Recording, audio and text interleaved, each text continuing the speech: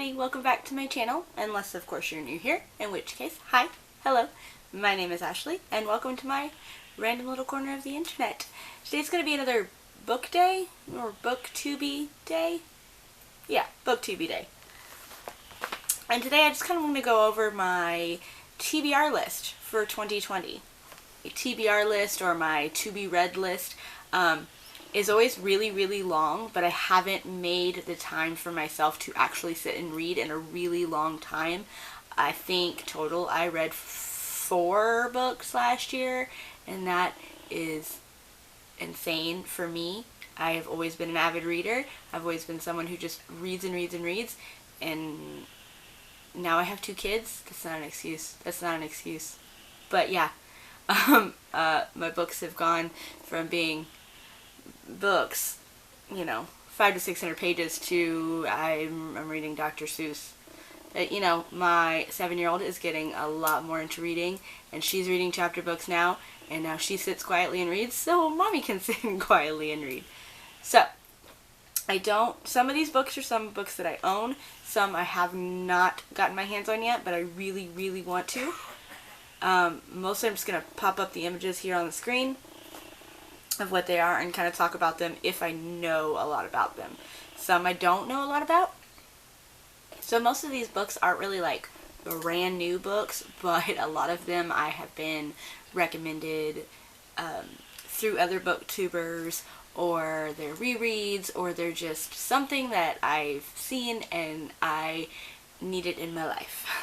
So these are not in any particular order. I'm not going to read them in any particular order. But I'm just going to get into it. I have my list right here. That's why I keep looking down. So to start off with, The Infernal Devices, which is going to be Clockwork Angel, Clockwork Prince, and Clockwork Princess by Cassandra Clark. I really don't know a lot about these, but I've heard nothing but rave reviews. Something that I don't, they say don't judge a book by its cover, but the covers of these books are gorgeous, and they just kind of draw you in, so I'm hoping the story on the inside is just as good, and I know it will be because, like I said, I've heard nothing but good things. After that, I plan on reading, obviously, its sequel series, even though it came out before it, the Mortal Instrument series. That's going to be, I might get this in order, City of Bones, City of Ashes, City of Glass, City of Fallen Angels, City of Lost Souls, and City of Heavenly Fires. I am looking back there because they're up on my desk. In all honesty, these probably will be the next ones that I read. The Mortal Instruments is my husband's favorite book series, and he was surprised when I said I had never read them. So definitely going to read those. Again, I really don't know a lot about them. I know obviously that they are fantasy, and there's people called shadow hunters, which they made a very terrible movie about. I have seen the movie, and I didn't get it. So, but that's just because apparently it was a terrible movie. The books are a lot better. So, after that, The Infinite Noise by Lauren Shippen. So, The Infinite Noise is based on a podcast called The Bright Sessions, where there is a doctor who, she's a psychologist, and all of her patients have some sort of special power. There's a character named Samantha who, or goes by Sam, and she can teleport, but not at will. And then you have Adam and Caleb. They end up being a couple, spoiler alert, in the podcast. One of them, and if somehow Lauren is watching this, I am so sorry that I'm going to get this backwards. One of them has no powers. One of them, and I want to say that it's Adam, is completely normal. He has no powers. Caleb, on the other hand, is a very high-level empath, where he can just feel everything, and it's just kind of, it's how you would, they're teenagers, so it's exactly how you're already dealing with your own emotions as a teenager, and now you're dealing with everyone else's. But The Infinite Noise is a story about Adam and Caleb, and I am so excited to delve into that because they are if I'm being honest, the best part of the podcast. They are fantastic. So I would definitely, even if you don't like to read, I don't know why you'd be watching this video if you don't, but I would still check out. It's called The Bright Sessions, and it's fantastic. Alright, next up is going to be The Seven Husbands of Evelyn Hugo.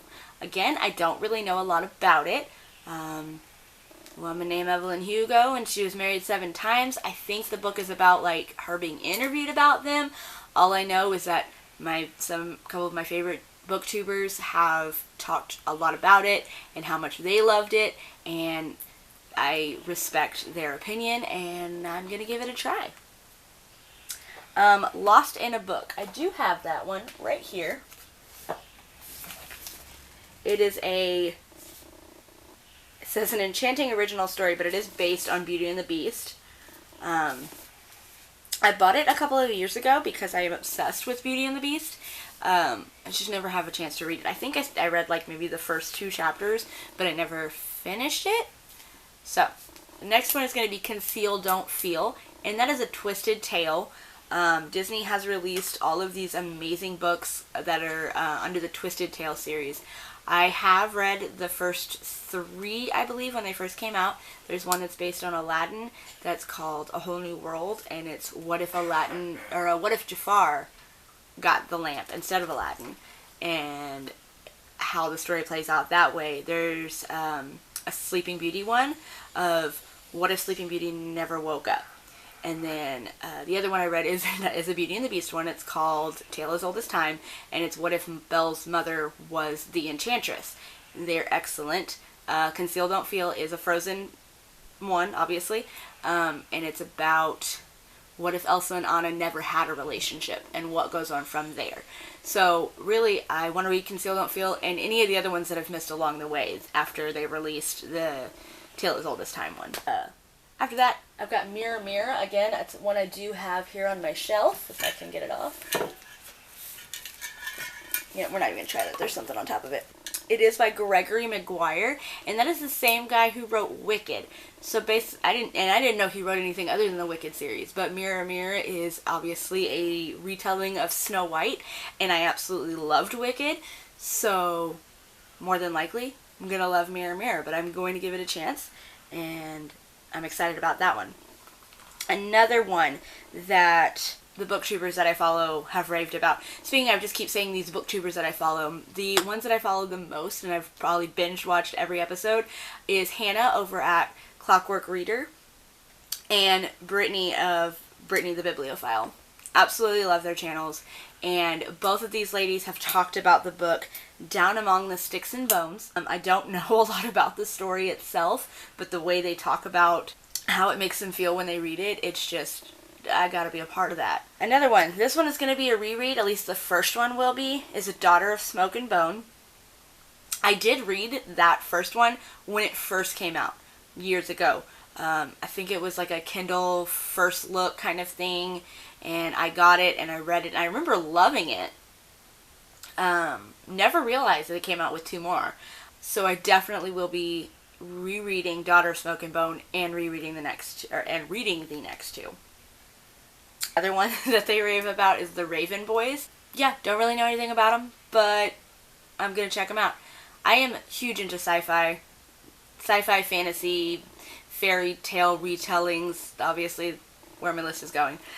Something I try to do every year, this is going to be the last one on the list, for now at least, this is probably going to keep growing every time Brittany or Hannah recommend something else, is I'm going to reread Harry Potter. I try to do it every year, plus my daughter is at an age where she is going to be able to enjoy it as well. Obviously we watch the movies all the time. I'm wearing a Harry Potter shirt. We do have the illustrated copy of Sorcerer's Stone. I want to get the other 2 just because I think it'd be more fun to read with my daughters. But other than that, we do have every copy, some of them multiple copies, because, you know, I had them before I got married, and then my husband had his copies, and now we have multiple copies, and that's totally fine. Alrighty, and that is my list for all of the books that I want to try to read this year. You can follow me over at Goodreads. I'm going to leave that linked in the description down bar below, as well as all of the other links to my other social medias. My goal this year on the 2020 book challenge thing that they have on Goodreads. It says that I'm going to try to read 30 this year. That is ambitious, as I only read 4 last year, like I said, but it's going to happen, and it would be awesome if you wanted to follow along and see how many you can read as well. Also down in the down bar, I'm going to go ahead and link Clockwork Reader and Brittany the Bibliophile. If you love books as much as I do, definitely it's worth checking out their channels. They're very wonderful ladies, and like I said earlier, I respect their opinions. They're just so much fun to watch. And as always, if you like the video, don't forget to hit the big thumbs up, and the big red subscribe button would mean the absolute world to me. And don't forget to hit the notification bell, that way you can see every time that I upload. Until next time, bye!